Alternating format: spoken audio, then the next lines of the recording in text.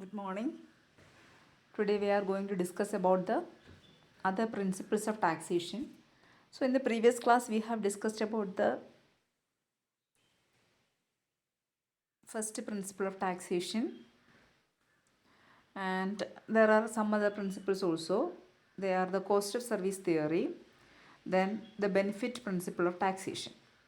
So we have discussed the ability to pay theory or ability to pay principle in the previous classes.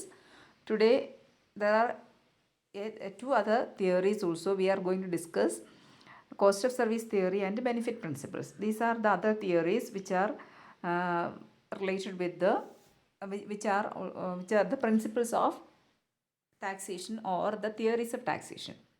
And the first one is cost of service theory. Cost of service theory is another theory of taxation, another theory of taxation which we are going to discuss.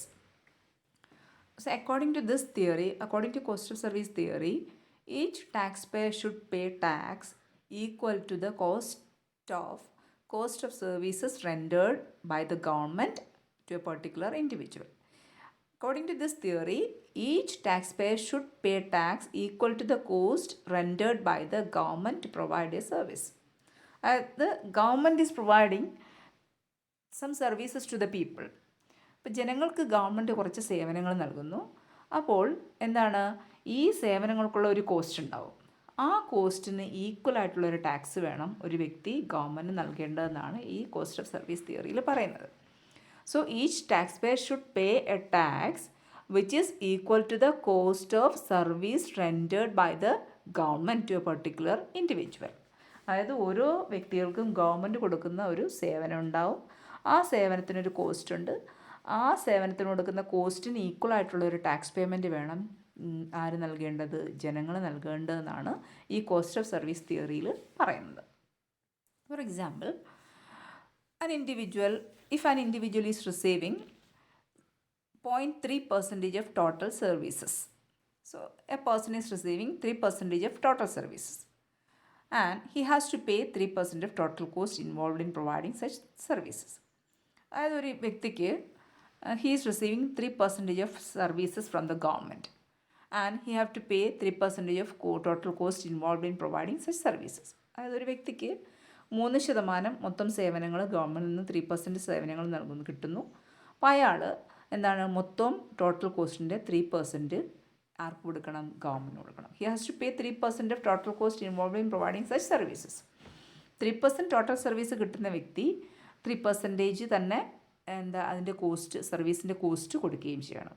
മൊത്തം സേവനങ്ങൾ 3% കിട്ടുന്ന വ്യക്തിക്ക് ആ സേവനങ്ങളുടെ 3% tax അവർ കൊടുക്കുകയും ചെയ്യണം. If the cost is higher, the tax will also be higher. Cost കൂടുതലാണെങ്കിൽ ടാക്സും കൂടുതലായിരിക്കും. അപ്പോൾ സേവനങ്ങളുടെ കോസ്റ്റ് എത്രയാണോ അതിന് ഈക്വലായിട്ടുള്ള ഒരു എന്തും കൊടുക്കണം, ടാക്സും കൊടുക്കണം എന്നാണ് ഈ കോസ്റ്റ് ഓഫ് സർവീസ് തിയറിയിൽ പറയുന്നത്. അതായത് ഇവിടെ ഈ തിയറിയിൽ പ്രകാരം taxes are like prices paid for the services which are rendered by the government to particular individuals. അതായത് ഗവൺമെൻറ് കൊടുക്കുന്ന സേവനങ്ങളുണ്ടാവും. ആ സേവനങ്ങൾ കൊടുക്കുന്ന പ്രൈസ് പോലെയാണ് എന്തെന്ന് പറയുന്നത്, taxes. According to this theory or according to this cost of service principle, the taxes which are paid to the government is just like prices. Government കൊടുക്കുന്ന ടാക്സ് എന്ന് പറഞ്ഞാൽ എന്തുപോലെയാണ്, പ്രൈസ് പോലെയാണ്. ഫോർ എ പെർട്ടിക്കുലർ കമ്മോഡിറ്റി, ഒരു കമ്മോഡിറ്റിയുടെ price പോലെയാണ്. അതായത് tax is equal to the services which cost of services which is rendered by the government. Government കൊടുക്കുന്ന സർവീസസിന് ഈക്വലായിട്ടുള്ള ഒരു അതിൻ്റെ കോസ്റ്റിന് ഈക്വലായിട്ടുള്ള ഒരു ടാക്സ് വേണം കൊടുക്കേണ്ടത്. അതുകൊണ്ട് കമ്മോഡിറ്റീസിൻ്റെ പ്രൈസ് പോലെയാണ് ടാക്സേഷൻ എന്നാണ് കോസ്റ്റ് ഓഫ് സർവീസ് തിയറിയിൽ പറയുന്നത്. അപ്പോൾ ഇതാണ് ഇതിൻ്റെ പ്രധാനപ്പെട്ട ഒരു പോയിൻ്റ് എന്ന് പറയുന്നത്. എന്താണ്, taxes which are paid by the individual should be equal to the cost of services rendered by the government. Government കൊടുക്കുന്ന സേവനങ്ങളുടെ എന്താണ്, അല്ലെങ്കിൽ അവയുടെ കോസ്റ്റിന് ഈക്വലായിട്ടുള്ള ഒരു ടാക്സ് വേണം വ്യക്തികൾ കൊടുക്കേണ്ടതെന്നാണ് ഈ തിയറി പറയുന്നത്. Okay, just like prices which is provided by the prices of goods and services which is provided by the government. Okay, let us discuss about the limitations of this principle. So first important limitation is that it is difficult to estimate the cost of all services. എല്ലാ സേവനങ്ങളുടെയും cost നമുക്ക് അളക്കാൻ ബുദ്ധിമുട്ടാണ്. ഉദാഹരണത്തിന് defence government is providing defence services to the people, അല്ലേ? ജനങ്ങൾക്ക് defence കൊടുക്കുന്നു, അല്ലേ? പ്രതിരോധം അത് കൊടുക്കുന്നു. അതിൻ്റെ കോസ്റ്റ് എന്ന് പറയുന്നത് we cannot measure. So it is very difficult to measure the cost of certain services. ചില സർവീസസിൻ്റെ കോസ്റ്റ് എസ്റ്റിമേറ്റ് ചെയ്യാൻ ബുദ്ധിമുട്ടാണ്. അതുകൊണ്ട് it will be difficult for providing the taxation in this case. ഈ കേസിൽ ടാക്സ് കൊടുക്കാനും ബുദ്ധിമുട്ടായിരിക്കും. കാരണം സർവീസിൻ്റെ കോസ്റ്റ് അളക്കാൻ, കാരണം ഡിഫൻസ് പോലുള്ള സർവീസിൻ്റെ കോസ്റ്റ് അളക്കാൻ ബുദ്ധിമുട്ടാണ്. ആണ് ഫസ്റ്റ് ഇമ്പോർട്ടൻറ്റ് ഡിഫിക്കൽട്ടി ആയിട്ട് പറയാം. It is difficult to estimate the cost of all services. എല്ലാ സേവനങ്ങളുടെയും കോസ്റ്റ് എസ്റ്റിമേറ്റ് ചെയ്യാൻ ബുദ്ധിമുട്ടാണെന്നാണ് പറയുന്നത്. Second, it is against the welfare object of the government. നമുക്കറിയാം ഗവൺമെൻറ്റ്സിൻ്റെ പ്രധാനപ്പെട്ട ഒബ്ജക്റ്റീവ് എന്ന് പറഞ്ഞാൽ വെൽഫെയർ ആണ്. Welfare of the people is the most important objective of the government. Government ഏറ്റവും പ്രധാനപ്പെട്ട ലക്ഷ്യം എന്ന് പറഞ്ഞാൽ ജനങ്ങളുടെ ക്ഷേമമാണ്. അപ്പോൾ ഈ കോസ്റ്റ് ഓഫ് സർവീസ് തിയറി പ്രകാരം ജനങ്ങൾക്ക് എന്ത് സർവീസസ് ഗവൺമെൻറ് ചെയ്താലും അതിനൊക്കെ നമ്മൾ എന്ത് കൊടുക്കണം? We have to pay tax. അപ്പോൾ അങ്ങനെ വരുമ്പോൾ എന്താണ്? ഗവൺമെൻറ് വെൽഫെയർ എന്ന് പറയുന്ന ഒബ്ജക്റ്റീവിന് എതിരാണ് ഈ പ്രിൻസിപ്പിൾ. അതായത് ജനങ്ങളുടെ ക്ഷേമം മുൻനിർത്തിയാണ് ഗവൺമെൻറ് ഓരോ സേവനങ്ങൾ നൽകുന്നത്. അതിനൊക്കെ സേവനങ്ങൾക്കൊക്കെ നമ്മൾ ടാക്സ് കൊടുക്കണം എന്ന് പറഞ്ഞാൽ that is against the welfare principle of the government. Government welfare objective, government welfare എന്ന ലക്ഷ്യത്തിന് എതിരാണ് ഈ പ്രിൻസിപ്പിൾ എന്ന് പറയുന്നത്. അതാണ് സെക്കൻഡ് ഇമ്പോർട്ടൻറ്റ് ലിമിറ്റേഷനായിട്ട് പറയുന്നത്.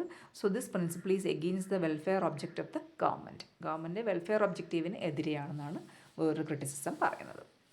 ആൻഡ് ദാറ്റ് ഈസ് നമ്മൾ ഇപ്പോൾ എന്താണ്, if we are taking cost as the basis of ടാക്സേഷന് പ്രധാനപ്പെട്ട ഒരു ബേസിസ് എന്ന് പറയുന്നത് കോസ്റ്റ് ആയിട്ട് എടുക്കുകയാണെങ്കിൽ governments may not perform many of the functions, അല്ലേ? പല ഫങ്ഷൻസും എന്താണ്, ഗവൺമെൻറ് ജനങ്ങളുടെ ക്ഷേമത്തിന് വേണ്ടി ചെയ്യുന്ന പല ഫങ്ഷൻസും ഗവൺമെൻറ് ചെയ്യില്ല.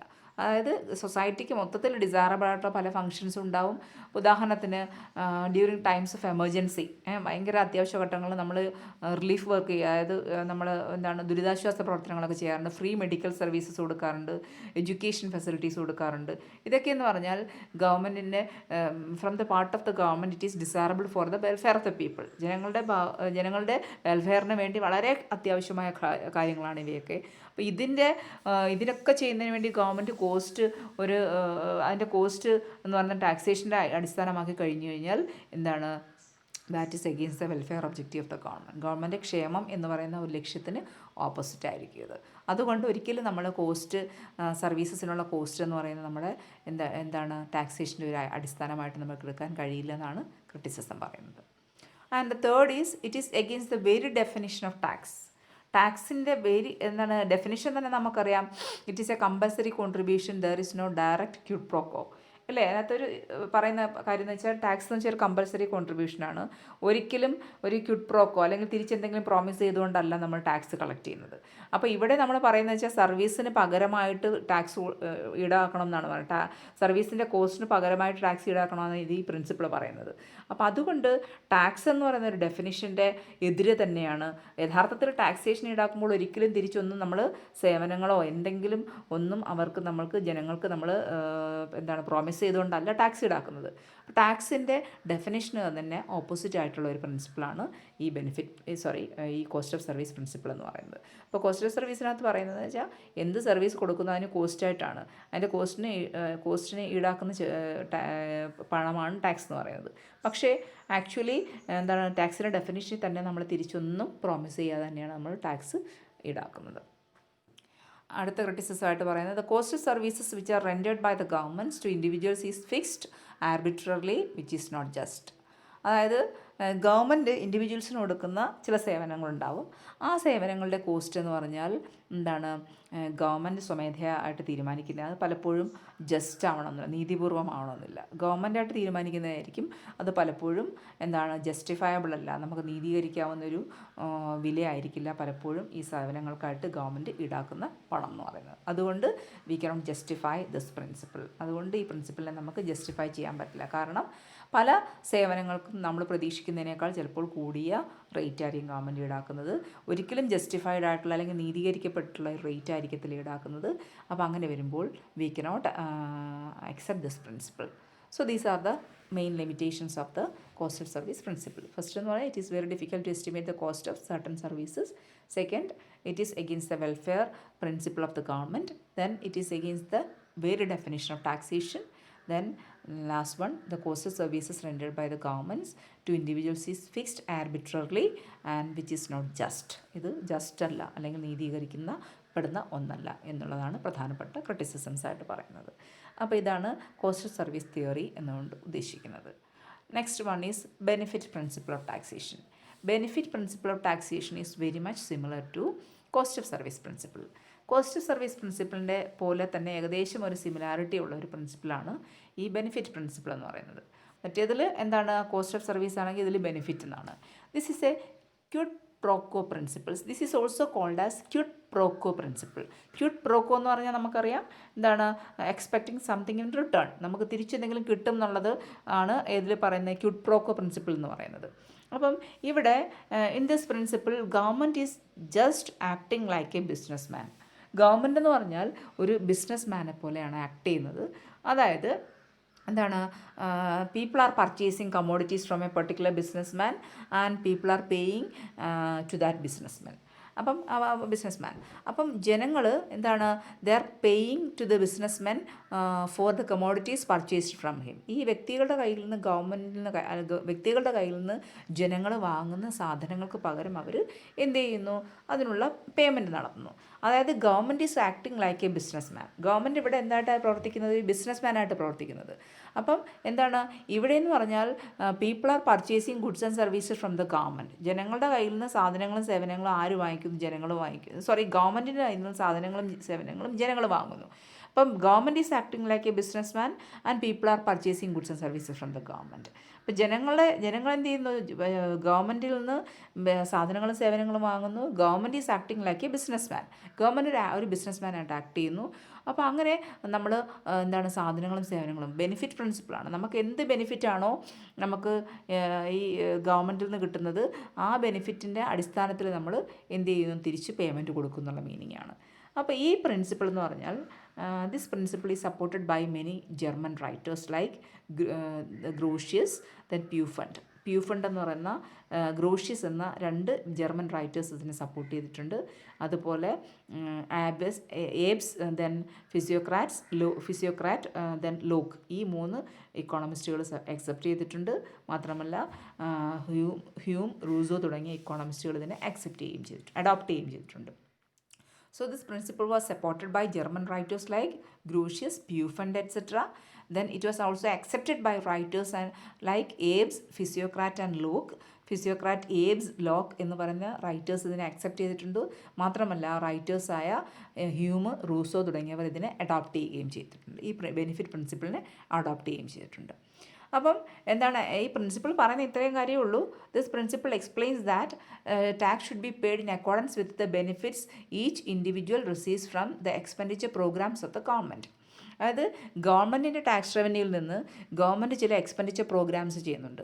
ആ എക്സ്പെൻഡിച്ചർ പ്രോഗ്രാംസിൽ നിന്ന് എന്താണ്, എന്തൊക്കെ ബെനിഫിറ്റാണോ ജനങ്ങൾക്ക് കിട്ടുന്നത് ആ ബെനിഫിറ്റിനനുസരിച്ച് അവർ ടാക്സ് കൊടുക്കണം എന്ന് പറയുന്നത്. അപ്പോൾ ഗവൺമെൻറ് ടാക്സ് റവന്യൂവിൽ നിന്നാണ് ഗവൺമെൻറ് പല എക്സ്പെൻഡിച്ചർ പ്രോഗ്രാംസും ചെയ്യുന്നത്. ആ എക്സ്പെൻഡിച്ചർ പ്രോഗ്രാംസിൽ നിന്ന് കിട്ടുന്ന ബെനിഫിറ്റ്, ജനങ്ങൾക്ക് ബെനിഫിറ്റ് കിട്ടുന്നുണ്ടാവും. ആ ബെനിഫിറ്റിൻ്റെ അടിസ്ഥാനത്തിൽ വേണം എന്ത് കൊടുക്കേണ്ടത്, ടാക്സ് കൊടുക്കേണ്ടതെന്നാണ് ഈ പ്രിൻസിപ്പിളിൽ പറയുന്നത്. So tax should be paid in accordance with the benefits received by the individuals from government expenditure programmes. ഗവൺമെൻറ്റിൻ്റെ എക്സ്പെൻഡിച്ചർ പ്രോഗ്രാംസിൽ നിന്ന് അവർക്ക് കിട്ടുന്ന ബെനിഫിറ്റിനെ അടിസ്ഥാനപ്പെടുത്തി ജനങ്ങൾ ടാക്സ് കൊടുക്കണം എന്നാണ് പറയുന്നത്. അപ്പം those people who are getting equal benefit should pay equal amounts of tax. ഒരേ ബെനിഫിറ്റ് കിട്ടുന്നവർ ഒരേ ടാക്സ് കൊടുക്കണം. So or those people who are receiving greater benefit should pay higher taxes. കൂടുതൽ ബെനിഫിറ്റ് കിട്ടുന്നവർ കൂടുതൽ ടാക്സ് കൊടുക്കണം. ഈക്വൽ ബെനിഫിറ്റ്സ് കിട്ടുന്നവർ equal tax കൊടുക്കണം. അതാണ് ബെനിഫിറ്റ് പ്രിൻസിപ്പിൾ ഓഫ് ടാക്സേഷൻ കൊണ്ട് അർത്ഥമാക്കുന്നത്. Those people are getting equal benefit should pay equal taxes. Equal benefit കിട്ടുന്നവർ ഈക്വൽ ടാക്സ് കൊടുക്കണം. അല്ലെങ്കിൽ those people who are getting higher benefits should pay higher taxes. അപ്പോൾ കൂടുതൽ benefit കിട്ടുന്നവർ കൂടുതൽ ടാക്സ് കൊടുക്കണം എന്നുള്ളതാണ് ബെനിഫിറ്റ് പ്രിൻസിപ്പിളിൻ്റെ പ്രധാനപ്പെട്ട മീനിങ് എന്ന് പറയുന്നത്. ഇനി നമ്മളിതിൻ്റെ മെറിറ്റ്സിനെ കുറിച്ചാണ്, ബെനിഫിറ്റ് പ്രിൻസിപ്പിളിൻ്റെ പ്രധാനപ്പെട്ട മെറിറ്റ്സിനെ കുറിച്ചാണ് നമ്മൾ എക്സ്പ്ലെയിൻ ചെയ്യാൻ പോകുന്നത്. First important merit is justification for taxes. ഇത് ടാക്സിനെ നീതീകരിക്കുന്നു എന്നാണ് പറയുന്നത്. അതായത് taxes are imposed only when benefits are conferred on tax payers out of the tax revenue. But it is justifying the taxes. അതായത് ഇതിനകത്ത് ഒന്നാമത്തെ കാരണം എന്ന് പറഞ്ഞാൽ ടാക്സിനെ ഇത് ന്യായീകരിക്കുന്നു. കാരണം people have to pay tax only when they are getting benefit.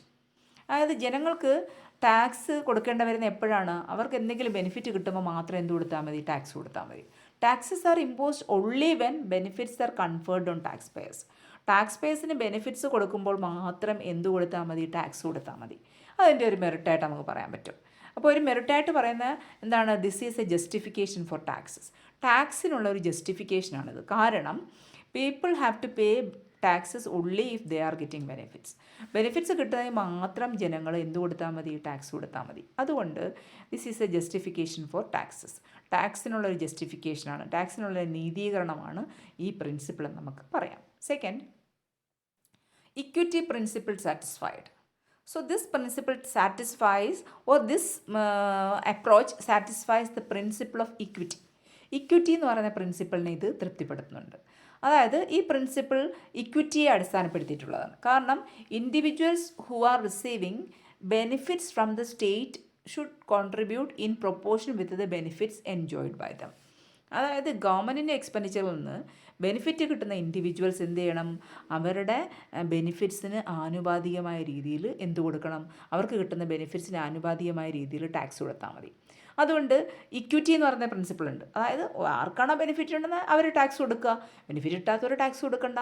അങ്ങനെ ഒരു ഇക്വിറ്റി എന്ന് പറയുന്ന ഒരു പ്രിൻസിപ്പിൾ ഇതിനകത്ത് സാറ്റിസ്ഫൈ ചെയ്യുന്നുണ്ടെന്നാണ് പറയുന്നത്. So this is equitable because individuals who are receiving benefits from the government expenditure should contribute in proportion with the benefits received by them. അപ്പോൾ അവർക്ക് കിട്ടുന്ന ബെനിഫിറ്റ്സിന് പ്രൊപ്പോർഷനേറ്റ് ആയിട്ട് അല്ലെങ്കിൽ ആനുപാതികമായിട്ട് അവർക്ക് ടാക്സ് കൊടുത്താൽ മതി. അതുകൊണ്ട് ഇക്വിറ്റി എന്ന് പറയുന്ന പ്രിൻസിപ്പിളിനെ ഇതിൽ സാറ്റിസ്ഫൈ ചെയ്യുന്നുണ്ടെന്നാണ്, ഈ പ്രിൻസിപ്പിളിൽ സാറ്റിസ്ഫൈ ചെയ്യുന്നുണ്ടെന്നാണ് വേറൊരു മെറിറ്റായിട്ട് പറയുന്നത്. Third, no discouragement to work and invest. നമ്മൾ നേരത്തെ പറഞ്ഞിട്ടുള്ള ടാക്സേഷൻ്റെ ഒരു ഇഫക്റ്റ് എന്ന് പറഞ്ഞാൽ ടാക്സേഷൻ വർക്ക് ചെയ്യാനുള്ള ഒരു നമ്മുടെ താല്പര്യത്തെ ഡിസ്കറേജ് ചെയ്യും. വർക്ക് ചെയ്യാനും നമ്മളെ ഇൻവെസ്റ്റ് ചെയ്യാനുള്ള താല്പര്യത്തെ നമ്മളെ ഡിസ്കറേജ് ചെയ്യും. പക്ഷേ ഈ ബെനിഫിറ്റ് പ്രിൻസിപ്പിളിൻ്റെ ഒരു പ്രത്യേകത എന്ന് പറഞ്ഞാൽ എന്താണ്? നമുക്ക് വർക്ക് ചെയ്യാനും ഇൻവെസ്റ്റ് ചെയ്യാനുള്ള താല്പര്യത്തെ ഒരിക്കലും ഈ ബെനിഫിറ്റ് പ്രിൻസിപ്പിൾ ഡിസ്കറേജ് ചെയ്യില്ല. കാരണം എന്താണ്? Taxes are imposed on the basis of benefits. Tax impose ചെയ്യുന്നതിൻ്റെ എന്തിൻ്റെ അടിസ്ഥാനത്തിലാണ്? ബെനിഫിറ്റിൻ്റെ അടിസ്ഥാനത്തിലാണ്. അതുകൊണ്ട് ഒരിക്കലും എന്താണ്? People are not withdrawing from work or investment. അപ്പോൾ അതുകൊണ്ട് ആൾക്കാർ ഒരിക്കലും എന്തിൽ നിന്നാണ്? വർക്കിൽ നിന്നോ ഇൻവെസ്റ്റ്മെൻറ്റിൽ നിന്നോ പിൻവാങ്ങി നിൽക്കില്ല. കാരണം അവർ എന്താണ്? അവർക്ക് ബെനിഫിറ്റ് കിട്ടുന്നെങ്കിൽ മാത്രം എന്ത് കൊടുത്താൽ മതി? ടാക്സ് കൊടുത്താൽ മതി. അതുകൊണ്ട് ബെനിഫിറ്റ്സിൻ്റെ അടിസ്ഥാനത്തിൽ മാത്രമാണ് ടാക്സ് ചുമത്തുന്നത്. അല്ലാതെ എന്താണ്? അവരുടെ വർക്ക് ചെയ്യുന്നതിനെ എബിലിറ്റിയോ അല്ലെങ്കിൽ അതിൻ്റെ വില്ലിങ്നെസ്സിനെ അവർ ഇത് ബാധിക്കുകയില്ല. കാരണം കൂടുതൽ വർക്ക് ചെയ്ത് കൂടുതൽ പണം സമ്പാദിച്ചു എന്ന് പറഞ്ഞാൽ അതിനെ ടാക്സ് ചുമത്തുള്ളതല്ല. അവർക്ക് ബെനിഫിറ്റ് കിട്ടുന്നതിന് മാത്രം ടാക്സ് കൊടുത്താൽ മതി. അതുകൊണ്ട് there is no discouragement to work and invest. അതുകൊണ്ട് വർക്ക് ചെയ്യുന്നതിനും ഇൻവെസ്റ്റ് ചെയ്യുന്നതിനും യാതൊരു തരത്തിലുള്ള ഡിസ്കറേജ്മെൻറ്റും ഇല്ല. കൂടുതൽ വർക്ക് ചെയ്യുന്നവൻ അല്ലെങ്കിൽ കൂടുതൽ സമ്പാദിക്കുന്നവൻ, കൂടുതൽ ജോലി ചെയ്യുന്നവൻ, കൂടുതൽ ഇൻവെസ്റ്റ് ചെയ്യുന്നവൻ കൂടുതൽ ടാക്സ് കൊടുക്കണം എന്നുള്ള ഒരു തത്വത്തിലല്ല ഇത് അടിസ്ഥാനമായിട്ടിരിക്കുന്നത്. ഇത് കൂടുതൽ ബെനിഫിറ്റ് കിട്ടുന്നവൻ കൂടുതൽ ടാക്സ് കൊടുക്കുക എന്നുള്ള പ്രിൻസിപ്പിളിൻ്റെ അടിസ്ഥാനത്തിലാണ് വർക്ക് ചെയ്യുന്നത്. അതുകൊണ്ട് there is no discouragement to work and invest. Work ചെയ്യാനും ഇൻവെസ്റ്റ് ചെയ്യാനും ഒരു ഡിസ്കറേജ്മെൻറ്റും ഈ പ്രിൻസിപ്പിൾ പ്രകാരം ഇല്ല എന്നാണ് പറയുന്നത്. Then fourth merit is basis for allocation of taxes. So this principle acts as a basis for allocation of taxes. Tax വിതരണം ചെയ്യുന്നതിന് അല്ലെങ്കിൽ നികുതി ആൾക്കാരുടെ ഇടയിൽ വിതരണം ചെയ്യുന്നതിനുള്ള ഒരു അടിസ്ഥാനമായി ഈ പ്രിൻസിപ്പിൾ പ്രവർത്തിക്കുന്നുണ്ട്. അതായത് എന്തിൻ്റെ അടിസ്ഥാനത്തിലാണ് ടാക്സ് കൊടുക്കുന്നത്? Taxes are collected or levied on the basis of benefits received. അല്ലേ? ബെനിഫിറ്റ്സിൻ്റെ അടിസ്ഥാനത്തിലാണ്, എത്രത്തോളം ബെനിഫിറ്റ് കിട്ടുന്നു എന്നുള്ളതിൻ്റെ അടിസ്ഥാനത്തിലാണ് ടാക്സ് ചുമത്തുന്നത്. അതുകൊണ്ട് ടാക്സ് അലൊക്കേറ്റ് ചെയ്യാൻ അല്ലെങ്കിൽ ടാക്സ് ഡിസ്ട്രിബ്യൂട്ട് ചെയ്യാനുള്ള ഒരു അടിസ്ഥാന പ്രമാണമാക്കി നമുക്കിതിനെ ഉപയോഗിക്കാം എന്നുള്ളതാണ്. So it can be used as a basis for allocation of taxation. Tax ചുമത്തുന്നതിന് അല്ലെങ്കിൽ ടാക്സ് ഈടാക്കാനുള്ള ഒരു അടിസ്ഥാനമായി നമുക്ക് ഇതിനെ ഉപയോഗിക്കാം എന്നുള്ളതാണ് ഇതിൻ്റെ വേറൊരു മെറിറ്റായിട്ട് പറയുന്നതെന്ന് പറയാം. It is used as a basis for allocation of taxes. That is the fourth important merit of benefit principle. And the fifth important merit is that it combines both the income and expenditure sides of the budget process.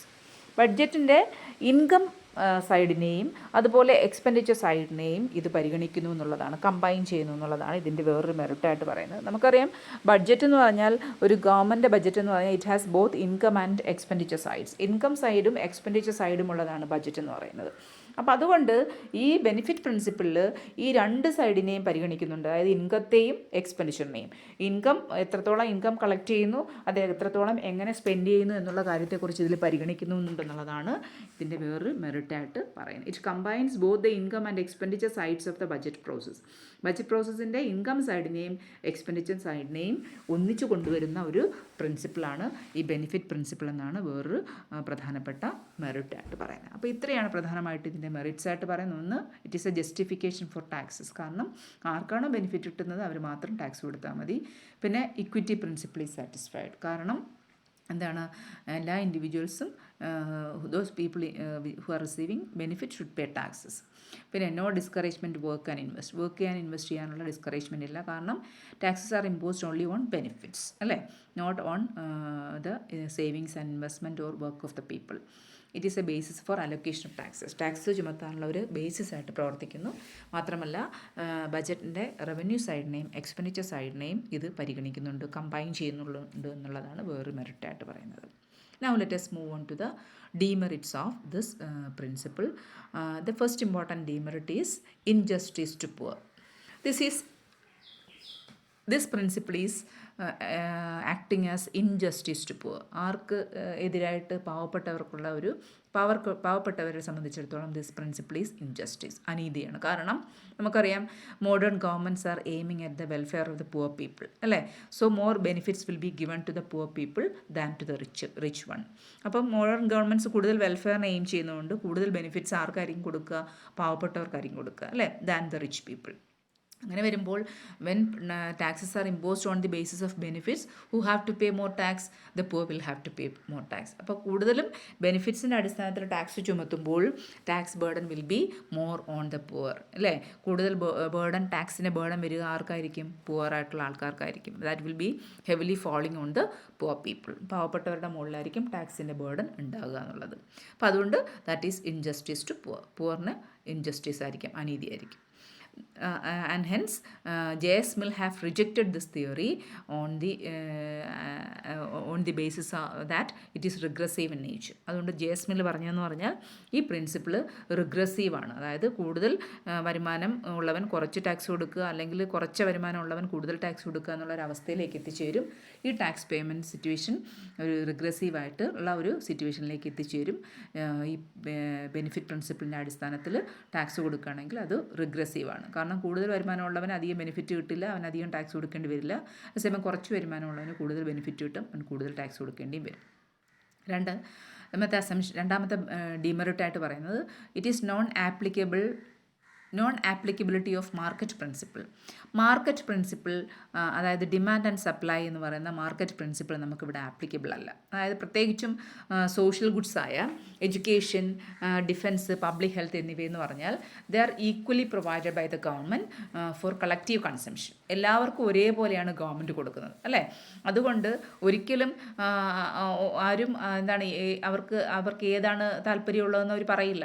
ഒരിക്കലും ജനങ്ങൾ അതിൻ്റെ preference ഒരിക്കലും reveal ചെയ്യില്ല. അതുകൊണ്ട് അവരുടെ benefit നമുക്ക് കണക്കാക്കാൻ ബുദ്ധിമുട്ടാണ്. കാരണം എല്ലാവർക്കും ഒരേപോലെയാണ് ഗവൺമെൻറ് കൊടുക്കുന്നത്. റിച്ചിനായാലും പൂർണ്ണായാലും എല്ലാവർക്കും ഒരേപോലെയാണ് എഡ്യൂക്കേഷൻ ആയാലും ഡിഫൻസ് ആയാലും പബ്ലിക് ഹെൽത്ത് ആയാലും ഗവൺമെൻറ് നൽകുന്നത്. അല്ലെങ്കിൽ പണക്കാർക്ക് പബ്ലിക് ഹെൽത്ത് കൊടുക്കില്ല, അല്ലെങ്കിൽ പണക്കാർക്ക് പൊതുവിദ്യാഭ്യാസ മേഖലയിൽ പഠിപ്പിക്കാൻ പറ്റില്ല, അങ്ങനെയൊന്നും നമ്മൾ പറയുന്നില്ല. അതുകൊണ്ട് എല്ലാവർക്കും it is provide equally by the government to all sections of the society. എല്ലാവർക്കും ഈക്വലായിട്ടാണ് ഗവൺമെൻറ് ഇത് പ്രൊവൈഡ് ചെയ്യുന്നത്. അതുകൊണ്ട് ഒരിക്കലും നമുക്ക് ഈ ഡിമാൻഡ് ആൻഡ് സപ്ലൈ എന്ന് പറയുന്ന മാർക്കറ്റ് പ്രിൻസിപ്പിൾ, പ്രൈസ് തീരുമാനിക്കുന്ന കാര്യത്തിൽ ഡിമാൻഡ് സപ്ലൈ എന്ന് പറയുന്ന ഒരു മാർക്കറ്റ് പ്രിൻസിപ്പിൾ നമുക്ക് ഇതിനകത്ത് ഉപയോഗിക്കാൻ പറ്റില്ല. അപ്പോൾ മാർക്കറ്റ് പ്രിൻസിപ്പിളായ ഡിമാൻഡ് ആൻഡ് സപ്ലൈ ഫോഴ്സസിൻ്റെ ഒരു പ്ലേ, അവ തമ്മിൽ ഇൻട്രാക്ട് ചെയ്തുകൊണ്ട് പ്രൈസ് തീരുമാനിക്കുന്ന ഒരു കാര്യം നമുക്കിവിടെ തീരുമാനിക്കാൻ പറ്റില്ല. കാരണം എഡ്യൂക്കേഷനും ഹെൽത്തും ഒക്കെ നമ്മൾ ഈക്വലായിട്ടാണ് പ്രൊവൈഡ് ചെയ്യുന്നത്. ഒരിക്കലും ഡിമാൻഡിൻ്റെയും സപ്ലൈയുടെ അടിസ്ഥാനത്തിൽ നമുക്ക് പ്രൈസ് തീരുമാനിക്കാനായിട്ട് കഴിയില്ല എന്ന് പറയുന്നത്. അതുകൊണ്ട് മാർക്കറ്റ് പ്രിൻസിപ്പിൾ എന്ന് പറയുന്ന ഡിമാൻഡ് സപ്ലൈ പ്രിൻസിപ്പിൾ നമുക്കിവിടെ ഈ തിയറിയിൽ ആപ്ലിക്കബിൾ അല്ല എന്നാണ് പറയുന്നത്, വേറെ ക്രിറ്റിസിസമായിട്ട് പറയുന്നത്. ഇനി അടുത്ത ക്രിറ്റിസിസമായിട്ട് പറയുന്നത് it is satisfaction of merit wants. അപ്പോൾ ഈ ബെനിഫിറ്റ് പ്രിൻസിപ്പിൾ ഓഫ് ടാക്സേഷൻ എന്ന് പറഞ്ഞാൽ മെറിറ്റ് ഫണ്ട്സിൻ്റെ കാര്യത്തിൽ, അതായത് മെറിറ്റ് ഗുഡ്സിൻ്റെ കാര്യത്തിൽ എന്താണ് നമുക്കത് ഇവയെ നമുക്ക് ഉപയോഗിക്കാൻ പറ്റില്ല. is not applicable to merit ones because they result in interference in consumer sovereignty. അതായത് മെറിറ്റ് ഗുഡ്സിൻ്റെ കാര്യത്തിൽ എപ്പോഴും എന്താണ്, മെറിറ്റ് ഗുഡ്സ് എന്ന് പറഞ്ഞാൽ കൺസ്യൂമേഴ്സിന് ഇഷ്ടമുണ്ടെങ്കിൽ മാത്രം അവരുടെ താല്പര്യം അനുസരിച്ച് വാങ്ങിക്കുന്ന ഗുഡ്സാണ് മെറിറ്റ് ഗുഡ്സ് എന്ന് പറഞ്ഞാൽ. അപ്പോൾ ആ മെറിറ്റ് ഗുഡ്സിൻ്റെ കാര്യത്തിൽ, അങ്ങനെയുള്ളവയുടെ കാര്യത്തിൽ നമുക്ക് ഈ പ്രിൻസിപ്പിൾ അഡോപ്റ്റ് ചെയ്യാൻ പറ്റില്ല. കാരണം ഈ മെറിറ്റ് ഗുഡ്സ് എന്ന് പറഞ്ഞാൽ എപ്പോഴും കൺസ്യൂമറുടെ ഒരു സോവറിൻ്റിയാണ്, പരമാധികാരമാണ്. കൺസ്യൂമർ അവരുടെ താല്പര്യത്തിനനുസരിച്ച് വാങ്ങുന്നതാണ് ഈ മെറിറ്റ് ഗുഡ്സ് എന്ന് പറയുന്നത്. ആ മെറിറ്റ് ഗുഡ്സിൻ്റെ കാര്യത്തിൽ നമുക്ക് ഈ ബെനിഫിറ്റ് പ്രിൻസിപ്പിൾ നമുക്ക് ആപ്ലിക്കബിൾ അല്ല എന്നാണ് പറയുന്നത്, വേറൊരു ക്രിറ്റിസിസമായിട്ട് പറയുന്നത്. Satisfaction of merit wants. അപ്പോൾ benefit principle of taxation is not applicable in the case of merit goods. Merit ഗുഡ്സിൻ്റെ കാര്യത്തിൽ നമുക്ക് ഉപയോഗിക്കാൻ പറ്റില്ല, കാരണം അത് കൺസ്യൂമറുടെ പരമാധികാരമാണ് മെറിറ്റ് ഗുഡ്സ് വാങ്ങുന്ന കാര്യം എന്ന് പറയുന്നത്. അതിൻ്റെ കാര്യത്തിൽ നമുക്ക് ഒരിക്കലും ഈ ബെനിഫിറ്റ് പ്രിൻസിപ്പിൾ നമുക്ക് ഉപയോഗിക്കാനായിട്ട് കഴിയില്ല എന്നാണ് പറയുന്നത്. ദെൻ അടുത്ത് വേറൊരു ക്രിറ്റിസിസമായിട്ട് പറയുന്നത് benefits R community based or group based. Benefits എപ്പോഴും നമ്മൾ സമൂഹത്തിന് മൊത്തത്തിലാണ് കൊടുക്കുന്നത്, അല്ലെങ്കിൽ ഗ്രൂപ്പ് ബേസ്ഡ് ആണ്. അതുകൊണ്ട് എന്താണ്, ഒരു സോഷ്യൽ ഗുഡ്സ് എന്ന് പറഞ്ഞാൽ, അതായത് എഡ്യൂക്കേഷൻ ആയാലും ഹെൽത്ത് ആയാലും ഇതൊക്കെ എന്ന് പറഞ്ഞാൽ it is enjoyed by the community as a whole. സമൂഹം മൊത്തത്തിലാണ് അത് എൻജോയ് ചെയ്യുന്നത്, അല്ലാതെ ഓരോ വ്യക്തി മാത്രമല്ല എൻജോയ് ചെയ്യുന്നത്. അപ്പോൾ അങ്ങനെ വരുമ്പോൾ we cannot identify each beneficiaries individually. ഓരോ ബെനിഫിഷ്യറീസിനെയും നമുക്ക് ഇൻഡിവിജ്വലായിട്ട് കണക്കാക്കാൻ ബുദ്ധിമുട്ടായിരിക്കും. അപ്പോൾ പബ്ലിക് ഹെൽത്ത് ആയാലും അല്ലെങ്കിൽ എഡ്യൂക്കേഷനൊക്കെ ആയാലും നമ്മൾ മൊത്തത്തിലാണ് കൊടുക്കുന്നത്. അതുകൊണ്ട് ഓരോ ഇൻഡിവിജ്വലിനെയും ബെനിഫിറ്റ് നമുക്ക്, അല്ലെങ്കിൽ ഓരോ ബെനിഫിഷ്യറീസിനെയും നമുക്ക് ഓരോരുത്തരായിട്ട് നമുക്ക് മനസ്സിലാക്കാൻ ബുദ്ധിമുട്ടാണ്. അപ്പോൾ സ്ട്രീറ്റ് ലൈറ്റിംഗ് കൊടുക്കുന്നത്, സ്ട്രീറ്റ് ലൈറ്റിംഗ് എന്ന് പറഞ്ഞാൽ എല്ലാവർക്കും ഒരേപോലെയാണ് കിട്ടുന്നത്. അതിൽ ഓരോ ഇൻഡിവിജ്വൽ ആർക്കൊക്കെയാണോ അതിൻ്റെ ബെനിഫിറ്റ് കിട്ടിയത് നമുക്ക് ഐഡൻറ്റിഫൈ ചെയ്യാനായിട്ട് ബുദ്ധിമുട്ടാണ്. അപ്പം ദേ ആർ കമ്മ്യൂണിറ്റി ബേസ്ഡ്, അതായത് സമൂഹത്തിന് മൊത്തത്തിൽ കൊടുക്കുന്നതാണ്, ഓരോ ഇൻഡിവിജ്വലിനും മാത്രമായിട്ട് കൊടുക്കുന്നതല്ല. അതുകൊണ്ട് ബെനിഫിഷ്യറീസിനെ, അതിൻ്റെ ആനുകൂല്യം കിട്ടുന്നവരെ നമുക്ക് കണ്ടുപിടിക്കാൻ ബുദ്ധിമുട്ടായിരിക്കും എന്നാണ് പറയുന്നത്. ഇപ്പോൾ നമ്മൾ പറഞ്ഞ പബ്ലിക് പാർക്കായാലും റിക്രിയേഷൻ ഫെസിലിറ്റീസ് ആയാലും മ്യൂസിയം കൊടുക്കുന്നു, റിസർച്ച് സെൻറ്ററുകളൊക്കെ എന്ന് പറഞ്ഞാൽ കമ്മ്യൂണിറ്റി ബേസ്ഡ് ആണ്. അപ്പോൾ ഒരിക്കലും നമുക്ക് നമുക്ക് എന്ത് ചെയ്യാൻ പറ്റില്ല, നമുക്കത് സെപ്പറേറ്റ് ആയിട്ട് ഇളക്കാൻ പറ്റില്ല. അതാണ് വേറൊരു ഡിമെറിറ്റായിട്ട് പറയുന്നത്. ദെൻ അടുത്ത ഡിമെറിറ്റായിട്ട് പറയുന്നത് സർട്ടൻ ബെനിഫിറ്റ്സ് ആർ ഇമ്മെഷറബിൾ. ചില ബെനിഫിറ്റ്സ് നമുക്ക് അളക്കാൻ കഴിയില്ല. അതായത് നമുക്ക് we cannot quantify certain benefits from public expenditure. Public എക്സ്പെൻഡിച്ചറിൽ നിന്ന് കിട്ടുന്ന ചില ബെനിഫിറ്റ്സിനെ നമുക്ക് ക്വാണ്ടിഫൈ ചെയ്യാൻ പറ്റില്ല, അല്ലെങ്കിൽ മെഷർ ചെയ്യാൻ പറ്റില്ല. ഇപ്പോൾ ഉദാഹരണം നമ്മൾ നേരത്തെ പറഞ്ഞാണ്, പബ്ലിക് പാർക്കിൽ നിന്നുള്ളത് റിക്രിയേഷൻ ഫെസിലിറ്റീസ് ഉണ്ടാവാം, സിനിമ ഹാൾ ഉണ്ടാവാം, മ്യൂസിയംസ് ഉണ്ടാവാം, റിസർച്ച് സെൻറ്ററുകൾ ഉണ്ടാവാം. അപ്പോൾ ഇവിടെ നിന്നൊക്കെ ഓരോ വ്യക്തിക്കും കിട്ടുന്ന ബെനിഫിറ്റ്സ് നമുക്ക് കണക്കാക്കാൻ പറ്റില്ല. ചിലർക്ക് ബെനിഫിറ്റ് കൂടുതൽ കിട്ടാം, ചിലർക്ക് കുറച്ച് ബെനിഫിറ്റ് കിട്ടാം. So we cannot quantify the benefits received. അപ്പോൾ കൃത്യമായിട്ട് നമുക്ക് ഈ ബെനിഫിറ്റ്സിനെ നമുക്ക് എന്ത് ചെയ്യാൻ പറ്റില്ല, ക്വാണ്ടിഫൈ ചെയ്യാൻ കഴിയില്ല എന്നുള്ളതാണ് വേറൊരു ക്രിറ്റിസിസമായിട്ട് നമ്മൾ പറയുന്നത്. Okay. Then the sixth criticism is that എന്താണ്, it is violation of tax definition. ടാക്സിൻ്റെ ഡെഫിനിഷനെ തന്നെ എന്താണ് വയലേറ്റ് ചെയ്യുന്ന തരത്തിലുള്ളൊരു പ്രിൻസിപ്പിളാണ് ഈ ബെനിഫിറ്റ് പ്രിൻസിപ്പിൾ എന്ന് പറയുന്നത്. കാരണം നമ്മൾ നേരത്തെ പറഞ്ഞു എന്താണ്, ടാക്സേഷനൊക്കെ നമ്മൾ പറയുന്നുണ്ട് എന്താണ്, ബെനിഫിറ്റ് ഒന്നും കൊടുക്കത്തില്ല എന്ന് പറയുന്നത്. Tax is defined as a compulsory contribution without any quid pro quo. അപ്പോൾ യാതൊരു ബെനിഫിറ്റ്സും തിരിച്ചു കൊടുക്കാമെന്ന് പറയാതെ ഉള്ളൊരു കമ്പൽസറി കോൺട്രിബ്യൂഷനാണ് ടാക്സേഷൻ എന്ന് പറയുന്നത്. പക്ഷേ ഇവിടെ എന്ന് പറഞ്ഞാൽ എന്താണ്, ബെനിഫിറ്റ് കൊടുക്കുന്നതിനനുസരിച്ചാണ് നമ്മൾ ടാക്സ് കൊടുക്കുന്നതാണ് പറയുന്നത്. പക്ഷേ ഈ ടാക്സിൻ്റെ ഒരു ഡെഫിനിഷന് തന്നെ നേരെ ഓപ്പോസിറ്റാണ് ഈ ബെനിഫിറ്റ് പ്രിൻസിപ്പിൾ എന്ന് പറയുന്നത്. So it is a violation of tax definition. Tax ഡെഫിനിഷൻ്റെ ഒരു വയലേഷൻ അല്ലെങ്കിൽ ഒരു ലംഘനമാണ് ഈ പ്രിൻസിപ്പിൾ എന്ന് പറയുന്നത്. ഇത്രയാണ് പ്രധാനപ്പെട്ട ഡിമെറിറ്റ്സ് ആയിട്ട് പറയുന്നത്. ഒന്നെന്ന് പറയുന്നത് it is injustice to poor. Second എന്താണ്, non applicability of market principle, demand and supply principle നമുക്ക് ആപ്ലിക്കബിൾ അല്ല ഈ പ്രിൻസിപ്പിളിൽ. മൂന്നാമത് satisfaction of merit wants. Merit വാണ്ട്സിൻ്റെ കാര്യത്തിൽ നമുക്ക് ബെനിഫിറ്റ് പ്രിൻസിപ്പിൾ ടാക്സേഷൻ ഉപയോഗിക്കാൻ പറ്റില്ല, കാരണം അത് ആരുടെ പരമാധികാരത്തെ ചോദ്യം ചെയ്യലാണ്, കൺസ്യൂമർ സോവറിൻ്റിയെ, കൺസ്യൂമറിൻ്റെ പരമാധികാരത്തെ ചോദ്യം ചെയ്യലാണ്. മാത്രമല്ല കമ്മ്യൂണിറ്റി ബേസ്ഡ് ആണ് ബെനിഫിറ്റുകൾ. അതുകൊണ്ട് നമുക്ക് we cannot quantify the benefits enjoyed by each individual. പിന്നെ സർട്ടൻ ബെനിഫിറ്റ്സ് ആർ ഇമ്മെഷറബിൾ, അളക്കാൻ കഴിയില്ല ചില ബെനിഫിറ്റ്സിനെ. മാത്രമല്ല it is violation of tax definition. ടാക്സിൻ്റെ ഡെഫിനിഷനെ തന്നെ വയലേഷനാണ് ഈ പ്രിൻസിപ്പിൾ എന്ന് പറയുന്നത്. അപ്പോൾ ഇത്രയാണ് പ്രധാനമായിട്ടും ഇതിൻ്റെ ക്രിറ്റിസിസംസ് ആയിട്ട് പറയുന്നത്. അപ്പം ഇതൊക്കെയാണ് പ്രധാനമായിട്ടും നമ്മൾ ടാക്സേഷനുമായി ബന്ധപ്പെട്ട പ്രിൻസിപ്പിൾസ്. ഒന്നെന്ന് പറയുന്നത് നമ്മൾ കഴിഞ്ഞ ദിവസം പഠിച്ചിരുന്നു, നമ്മൾ കഴിഞ്ഞ ദിവസം പഠിപ്പിച്ച പ്രിൻസിപ്പിൾ ഓഫ് ടാക്സേഷൻ ഉണ്ടായിരുന്നു. പിന്നെ ഇന്ന് നമ്മൾ രണ്ടെണ്ണമാണ് പറഞ്ഞത്, കോസ്റ്റ് ഓഫ് സർവീസ് പ്രിൻസിപ്പിളും ബെനിഫിറ്റ് പ്രിൻസിപ്പിളും. അപ്പം ഈ 3 പ്രധാനപ്പെട്ട പ്രിൻസിപ്പിൾസാണ് പ്രധാനമായിട്ടും നമുക്ക് ടാക്സേഷനുമായി ബന്ധപ്പെട്ട് നമുക്ക് പറയാനുള്ളത്. ഓക്കെ, അപ്പം ഇനി എന്തെങ്കിലും സംശയമുണ്ടെങ്കിൽ ചോദിക്കുക, കേൾക്കുക. ക്ലാസ് കേട്ട് എന്തെങ്കിലും സംശയങ്ങളുണ്ടെങ്കിൽ you can ask me. Okay, I am stopping here.